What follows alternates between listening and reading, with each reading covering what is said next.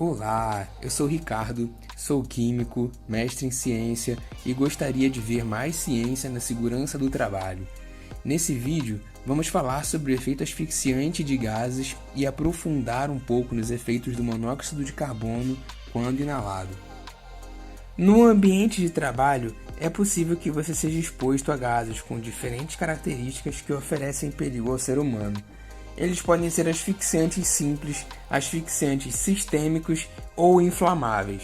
Nesse vídeo, vamos focar nos asfixiantes e deixar os inflamáveis para um outro momento. Um trabalhador pode estar exposto a gases tóxicos, asfixiantes simples e sistêmicos em seu local de trabalho, principalmente em um espaço confinado, ou esses gases podem ser formados durante a reação de combustão em caso de uma emergência envolvendo um incêndio. Mas então, o que são gases tóxicos, asfixiantes simples e sistêmicos?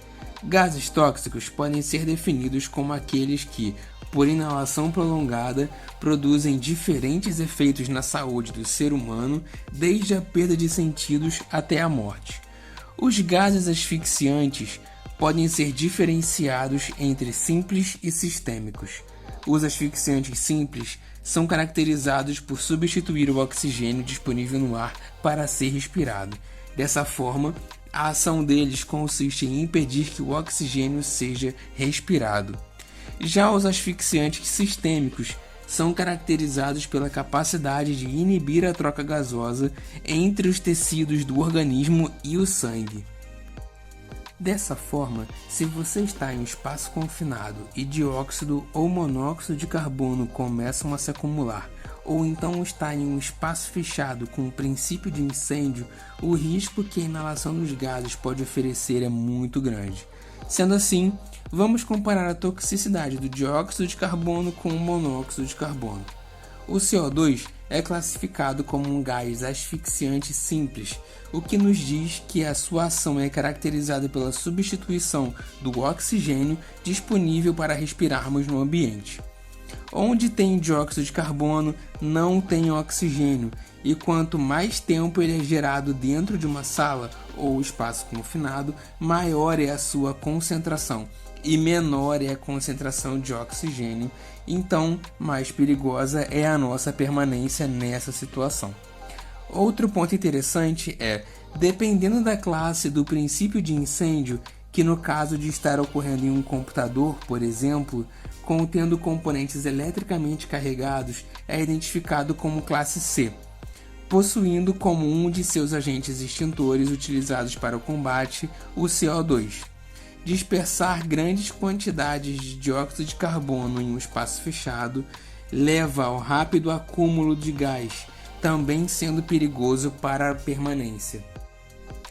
Existem análises quantitativas relacionadas à concentração de gases tóxicos no ambiente e o tempo de exposição a esse agente. Quando comparamos a toxicidade do dióxido de carbono com a do monóxido de carbono, podemos considerar que a OSHA definiu um limite permissível de exposição de 5.000 ppm de dióxido de carbono durante 8 horas. Para o monóxido, esse mesmo critério da OSHA é de 50 ppm no mesmo período de tempo. Além disso, o nível de exposição imediatamente perigoso à vida e à saúde, IPVS, para o monóxido de carbono é de 1.500 ppm. A norma regulamentadora de número 7, que fala sobre PCMSO, traz algumas informações sobre o dióxido e o monóxido de carbono. No quadro 1 dessa norma são documentados alguns valores do indicador biológico de exposição excessiva, que representa dados sem valor clínico, ou seja, apenas podem ser usados para a determinação de uma intoxicação caso o paciente tenha sido exposto àquela substância. No caso do monóxido de carbono, a NR7 traz 2 EBEs, 3,5% da hemoglobina e 20 ppm da concentração de monóxido no ar exalado. Essa referência fala um pouco sobre o mecanismo de ação do monóxido no organismo, ou seja, a forma como ele é venenoso ou intoxicante. O monóxido de carbono é considerado um gás asfixiante sistêmico, o que significa que ele age dentro do nosso corpo de forma que ele nos impede de usar o oxigênio que já está lá dentro, ou estamos tentando respirar. Esse valor de 3,5% em relação à hemoglobina se refere à concentração de carboxihemoglobina que é formado quando o monóxido é respirado e passa pelo pulmão até entrar no sangue. O limite de carboxihemoglobina é de 3,5% do total de hemoglobina. Além disso, o monóxido de carbono ainda pode ser exalado, sendo seu limite apenas de 20 ppm nesse processo. O sistema circulatório é responsável por carregar o oxigênio para oxigenar os tecidos do corpo e o dióxido de carbono para ser eliminado.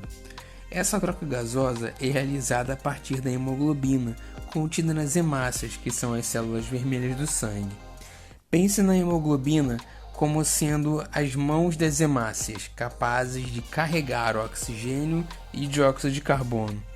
Bom, a interação da hemoglobina com o oxigênio forma um composto que, quando próximo do dióxido de carbono, realiza uma troca entre esses ligantes, deixando o anterior e carregando o novo. O mesmo ocorre quando a hemoglobina está carregando o dióxido de carbono. Ela é capaz de trocar pelo oxigênio. Resumidamente, esse é o processo que ocorre para que o transporte de gases ocorra no organismo.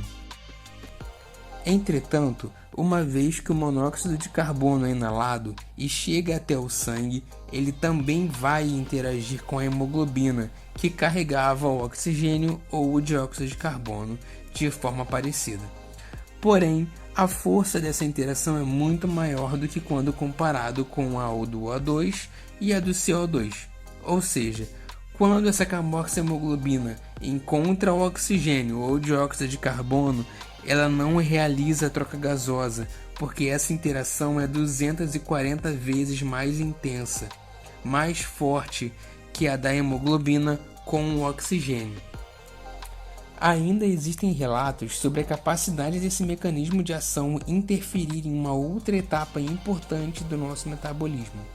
Após impedir a hemoglobina de realizar a troca gasosa de forma eficiente pelo corpo, a falta de oxigênio é capaz de inibir a atividade de ATP sintase, essencial para o processo de respiração celular na mitocôndria. A ATP sintase é uma importante enzima responsável pela produção do adenosina trifosfato, que basicamente é uma fonte de energia essencial para o funcionamento das células. Basicamente, o monóxido de carbono é capaz de dificultar a geração natural de energia nas células. Além disso tudo, ainda existem relatos na literatura sobre a capacidade da diminuição do ATP na célula causar a sua morte. Estudos observando ratos indicam que esse fenômeno ainda pode levar à liberação de glutamato, que, por exemplo, se liberado no cérebro, pode levar a lesões isquêmicas ao tecido. Isquemia é um termo médico que significa a circulação de sangue e oxigênio inadequada em uma região específica do corpo, sendo capaz de causar danos ao órgão. Depois de apresentar todos esses efeitos do monóxido de carbono, pode ficar mais claro o porquê desse gás ser tão mais tóxico do que o dióxido de carbono quando comparamos os dois.